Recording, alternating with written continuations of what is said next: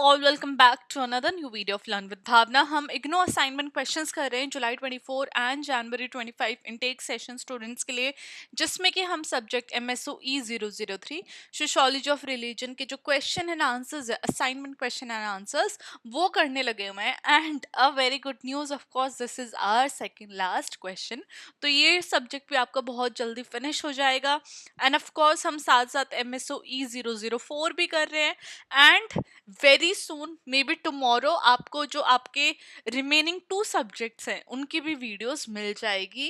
And definitely मैं 20th मार्च तक आपको सारी कंप्लीट वीडियोस प्रोवाइड कर दूंगी। अगर हो सका तो उससे पहले भी प्रोवाइड करो, but of course 1 by 1 questions आपको मिलते जाएंगे and you can select and choose. उससे पहले आप MSOE 001 002 वो सब्जेक्ट्स कंप्लीट हो चुके हैं, उनकी वीडियोस आप कर सकते हैं अपनी, उनके असाइनमेंट्स के क्वेश्चंस आप कर सकते हैं अपने कंप्लीट। एंड ऑफ कोर्स ये भी हम जल्द कल हम फिनिश कर देंगे MSOE 003। तो आपके 3 सब्जेक्ट्स कंप्लीट हो जाएंगे। उनमें से आपने जो भी सब्जेक्ट चूज किया हुआ है अपने एग्जाम्स के लिए, you know what ever subject you have chosen in your second year, तो उस हिसाब से आप सिलेक्ट एंड चूज कर सकते हैं अपने असाइनमेंट। तो ये हमारी एक जो बेसिक सी इंफॉर्मेशन थी जो मुझे आपको प्रोवाइड करनी थी कि कौन कौन से सब्जेक्ट्स हमारे हो चुके हैं। एंड आप अपने असाइनमेंट क्वेश्चंस लिखते रहिए, ज़्यादा आप ये मत सोचिए कि लास्ट मोमेंट पे लिखेंगे, बिकॉज ऑफ कोर्स जो आपका तरीका है आंसर राइटिंग का वो बहुत ज़रूरी है, प्रेजेंटेशन बहुत ज़रूरी है। तो प्रेजेंटेशन के अंदर जो आप लिखते हैं, राइट, एक प्रॉपर जो आपकी हैंड राइटिंग आनी चाहिए। आपको क्या इंपॉर्टेंट पॉइंट्स अंडरलाइन करने हैं, किस तरीके से आपको इम्पॉर्टेंट इन्फॉर्मेशन हाईलाइट करनी है, ये सारी चीज़ें आपको करनी है। एंड ऑफ कोर्स वो एक दिन का काम नहीं है, आपको 4 असाइनमेंट सबमिट करने हैं। तो आप अपने एटलीस्ट एक असाइनमेंट के लिए एक दिन ज़रूर रखना, अपना बिल्कुल टाइम से मन लगा के अपने असाइनमेंट लिखना, ताकि आप अच्छा स्कोर कर सकें। And of course at the end जब आपको फाइनल मार्क्स आपको मिलेंगे, then you will see the happiness on your face, right, because तब आपको पता चलेगा कि मैम क्यों इतना जोर लगा रही थी, राइट, अच्छा असाइनमेंट लिखने के लिए। बिकॉज डेफिनेटली आपको फाइनल में जो इसका रिजल्ट आएगा वो आपके पूरे स्कोर को एक अलग लेवल पे ले जाएगा, पूरे स्कोर को बहुत अच्छे से प्रेजेंट करेगा। एंड जो आपका फाइनल ग्रेड पॉइंट्स आएंगे वो काफ़ी बेहतर आएंगे। चलो, इसी के साथ इंपॉर्टेंट टिप्स वाली वीडियो भी देख लेना। मैं हर वीडियो के अंदर मेंशन करती हूँ, बिकॉज वो वीडियो बहुत ज़्यादा इंपॉर्टेंट है। प्रेजेंटेशन किस हिसाब से आपको करने, किन चीज़ों का ध्यान रखना है, तो वो वाली वीडियो आपको ज़रूर देखनी है। वो वीडियो आपको ना कि सिर्फ अभी असाइनमेंट्स में, बट आपके एग्जाम्स में भी आपको काफ़ी ज़्यादा हेल्प करेगी। इसी के साथ हम अपना क्वेश्चन 7 स्टार्ट करेंगे, जहाँ पे हमें क्लिफर्ड ग्रीड्स की जो अप्रोच है रिलीजन को अंडरस्टैंड करने की, उसके बारे में डिस्कस करना है। तो क्लिफर्ड ग्रीड्स एक अमेरिकन एंथ्रोपोलॉजिस्ट थे, जिन्होंने एक पर्सपेक्टिव दिया कि कैसे हम रिलीजन को अंडरस्टैंड कर सकते हैं जब हम रिलीजन के सिंबल्स और मीनिंग पर ध्यान देते हैं, सिंबल्स और मीनिंग पर फोकस करते हुए रिलीजन के अंडरस्टैंडिंग के बारे में ग्रीड्स ने बात की थी। ग्रीड्स बिलीव करते थे कि जो रिलीजन है वो सिर्फ रिचुअल्स के बारे में नहीं है, गॉड के बारे में नहीं है, जो सीक्रेट टेक्स्ट है, होली बुक्स हैं, उनके बारे में नहीं है, बट लोग कैसे रिलीजन की मदद से अपने जो उनके अराउंड द वर्ल्ड जो चीज़ें चल रही हैं उनकी कैसे वो सेंस बनाते, कैसे मीनिंग मेकिंग करते हैं, वो हमें रिलीजन बताता है। अनलाइक ट्रेडिशनल अप्रोचेस जिन्होंने रिलीजन को अंडरस्टैंड किया एक डॉक्ट्राइन या फिर इंस्टीट्यूशन के तौर पे, ग्रीड ने एम्फोसाइज किया कि रिलीजन एक कल्चरल सिस्टम है जो कि लोगों के बिलीफ को, इमोशन को और बिहेवियर को शेप करता है। So first let's talk about कि जो ग्रीड्स हैं, सॉरी ग्रीड्स हैं, वो रिलीजन को क्या उन्होंने डिफाइन किया था। What did he think about religion? So he said that a system of symbols जो कि एक पावरफुल, परवेसिव और लॉन्ग लास्टिंग मूड्स और मोटिवेशन लोगों के अंदर डालता है, जहाँ पे लोगों का जो कंसेप्शन है, जो उनका थॉट प्रोसेस है एक जनरल तरीके से, कि उनको किस तरीके से अपना जीवन व्यतीत करना है, किस तरीके से उनको कपड़े पहनने हैं, किस तरीके से उनको बात करनी है, किस तरीके से उनको प्रेम भाव के साथ रहना है। तो ये सारे कंसेप्शन, ये सारे ऑरा, ये सारे मूड, ये सब मोटिवेशंस, ये सब रिलीजन के द्वारा हमें मिलती है, रिलीजन के द्वारा हमारे अंदर इंस्टिल होती है। हमारे अंदर, आई एम नॉट सेइंग कि आप और मैं, right, I am saying in general as humans, right. तो ह्यूमंस के अंदर ये सारी जो चीजें हैं ये डाली जाती है। तो सिंपल वर्ड्स में यहाँ पे मैंने मेंशन किया कि ग्रीड्स बोलते हैं कि रिलीजन सिंबल्स को यूज करता है ताकि लोगों को मीनिंग और पर्पस मिल सके अपनी लाइफ के अंदर, जहाँ पे लोग अपनी लाइफ सफरिंग्स जो है, उनकी मोरालिटी या फिर जो आफ्टर लाइफ है, उन सब चीज़ों को समझ सकते हैं और वो उनको रियल और नेचुरल एक तरीके से फील के साथ वो शो की जाती है या फिर ऑफ कोर्स वो बताई जाती है। Now let's talk about key feature of Geertz approach. अब उनके फीचर्स क्या हैं उनके अप्रोच के? तो first, religion as a system of symbols. तो ग्रिड्स बोलते थे कि जो सिंबल्स है, जैसे भगवान की जो मूर्ति हो गई, स्क्रिप्चर्स हो गए, रिचुअल्स हो गए, रिलीजियस ऑब्जेक्ट हो गई, ये सब लोगों का जो बिलीफ है, जो धारणाएं है, जो मानता है, वो इन सब सिंबल्स के द्वारा डेवलप की जाती है। फॉर एग्जाम्पल क्रिश्चियनिटी के अंदर क्रॉस है जो कि जीसस के सेक्रीफाइस को दर्शाता है, रिडेम्पशन को दर्शाता है। वहीं पे जो क्रेसेंट मून है इस्लाम में, वो सिंबल ऑफ फेथ और गाइडेंस को शो करता है।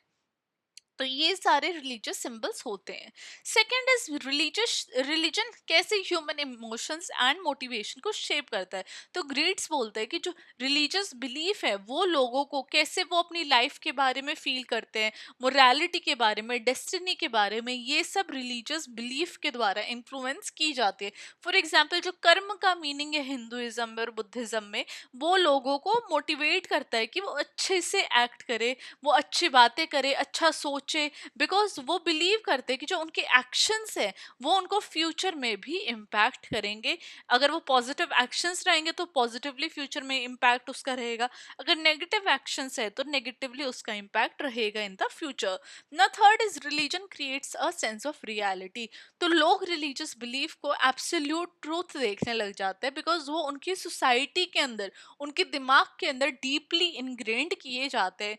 फॉर एग्जाम्पल काफी सारे जो क्रिश्चियन ट्रेडिशंस है वो ये बिलीव करते हैं कि जो हेवन और हेल है वो लोगों को और भी ज्यादा कॉन्शियस कर देता है उनके एक्शंस का।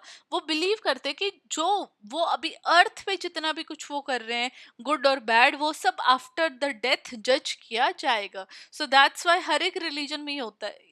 एक्चुअली बात हर एक रिलीजन में कि जब तक आप हो इस धरती पे, इस दुनिया में, do your best, do your good, because सब कुछ जज किया जाएगा आफ्टर डेथ। तो हर एक रिलीजन में हमें ये चीज देखने को और सुनने को मिलती है। Fourth is religion provides meaning to life. तो रिलीजन हेल्प करता है लोगों को अपनी सफरिंग से निकलने की, अनसर्टेनिटी से हेल्प करता है, डेथ से हेल्प करता है और उनको एक्सप्लेनेशन और होप देता है of a better future. For example जब लोग डिफिकल्ट टाइम फेस करते हैं अपनी लाइफ में, तो वो प्रे करने लग जाते हैं और फिर वो गॉड को याद करते हैं जो कि उनको उस टफ टाइम में हेल्प करता है, उस टफ टाइम से निकलने में रिलीजन ही उनके मदद करता है। Third is examples of grids approach. तो फर्स्ट इज बेलिनीजी, बेलिनीज कॉक फाइटिंग जो कि इंडोनेशिया में है। तो ग्रीड ने कॉक फाइटिंग को, जैसे जो मुर्गे होते हैं ना, उनकी फाइट को स्टडी किया बाली के अंदर और उन्होंने ये फाइंड किया कि ये सिर्फ एंटरटेनमेंट के लिए अपने मुर्गों को लड़ाते नहीं हैं, बट ये जो मुर्गे लड़ रहे हैं, एक मुर्गा एक पर्टिकुलर पर्सन का है, सेकंड मुर्गा दूसरे पर्टिकुलर पर्सन का है। तो ये एक सिंबॉलिक इवेंट है जो कि उन पर्टिकुलर पर्सन के लोगों के रिलीजन, सोशल स्टेटस और आइडेंटिटी से जुड़ा हुआ है। जो बेट है और जो आउटकम है वो ये दिखाता है कि कैसे जो फेट और लक है उनके कल्चर में वो किस तरीके से वर्क करता है, एज वेल एज जो मुर्गा जिस पर्टिकुलर पर्सन से एसोसिएटेड है वो देन उसकी इज्जत की बात है। तो ये जो खेल है ये सिर्फ एंटरटेनमेंट पर्पस के लिए नहीं होता, it is more about their authority and about their what we say, कि जो उनकी इज्जत है, राइट, उसके बारे में ज्यादा ये खेल है। तो ये जो चीज है ग्रिड्स ने ये स्टडी की इन बाली अबाउट द कॉक फाइटिंग। ना सेकंड आ जाएगा इस्लाम इन मोरक्को एंड इंडोनेशिया। तो ग्रीड ने कंपेयर किया इस्लामिक प्रैक्टिसेस को कि किस तरीके से मोरक्को और इंडोनेशिया में जो रिलीजियस बिलीफ है वो कैसे उनके लोकल कल्चर और हिस्ट्री के द्वारा इन्फ्लुएंस थे। ये शो करता है कि जो रिलीजन है वो हर एक एरिया में सेम नहीं है, बट वो डिफरेंट सोशल सेटिंग्स के अंदर डिफरेंट तरीके से अडेप्ट अडेप्ट होता हुआ चला जाता है। तो सिर्फ लोग ही रिलीजन से चेंज नहीं होते, बट रिलीजन भी सोसाइटी के अकॉर्डिंग चेंज होता रहता है। Fourth is criticism of grids approach. तो काफी सारे लोगों ने ग्रीड्स के जो आइडियाज हैं उनको रिस्पेक्ट भी किया, बट कुछ लोगों ने क्रिटिक भी किया। तो जो क्रिटिक्स है उन्होंने बोला कि जो ग्रीड की अप्रोच है उन्होंने कुछ ज्यादा ही सिंबल्स और मीनिंग्स के ऊपर फोकस किया है, बट उन्होंने पावर, पॉलिटिक्स और इकोनॉमिक फैक्टर्स जो कि रिलीजन को शेप करते हैं, मेजरली ये जो ये जो तीन पर्टिकुलर चीजें हैं जो रिलीजन को शेप करती है, उसको ग्रीड्स ने इग्नोर कर दिया है अपने वर्क में। ऑल्सो क्रिटिक्स ने ये भी बोला कि ग्रीड्स ने ये एक्सप्लेन नहीं किया कि कैसे ये जो रिलीजियस बिलीफ है इनकी वजह से सोसाइटी के अंदर लड़ाई झगड़े, इनइक्वालिटीज भी देखने को मिलती है। सो religion is not all about good things, but उससे बैड थिंग्स भी आती है जो कि ग्रीड्स ने अपने अप्रोच के अंदर फोकस नहीं की है। Now, at the end, we would conclude our answer by saying कि जो ग्रीड्स की अप्रोच है वो हमें हेल्प करती है अंडरस्टैंड करने के लिए कि रिलीजन सिर्फ वर्शिप के या रिचुअल्स के बारे में नहीं है, बट लोग कैसे अपने अराउंड द वर्ल्ड अपनी लाइफ को, जो उनके आसपास एक्टिविटीज हो रही हैं, उनको कैसे मीनिंग प्रोवाइड कर रहे हैं। Religion is majorly about that. जो ग्रीड्स का वर्क है वो आज भी बहुत ज़्यादा सिग्निफिकेंट है सोशोलॉजी और एंथ्रोपोलॉजी में, बिकॉज हमें इनके वर्क से ये समझ में आता है कि रिलीजन कैसे इंसान की जो सोच है, उसके इमोशन है, बिहेवियर है, उसको इन्फ्लुएंस करता है। So with this I would and my answer, right. तो लास्ट में बिकॉज कंक्लूजन के साथ ही आपको अपना हर एक आंसर एंड करना है, एंड क्वेश्चन 7 हमारा कंप्लीट होता है इसी के साथ। कल हम क्वेश्चन 8 करेंगे, लास्ट क्वेश्चन MSOE 003 का हम करेंगे, उसी के साथ हमारे ये सब्जेक्ट फिनिश हो जाएगा। अगर आपको ये सारी वीडियोस हेल्प कर रही हैं आपके असाइनमेंट मेकिंग में, अगर आपकी कॉन्सेप्ट क्लैरिटी हो रही है मेरी वीडियोस की हेल्प से, तो please learn with Bhavna channel को सब्सक्राइब कीजिएगा, वीडियो को लाइक कीजिएगा। अगर आपकी कोई भी क्वेश्चन से डाउट्स है तो प्लीज़ कमेंट ज़रूर करना बेझिझक। I will definitely reply to your comments. With that I end my video here and I will see you very very soon. Till then keep on writing assignments and bye.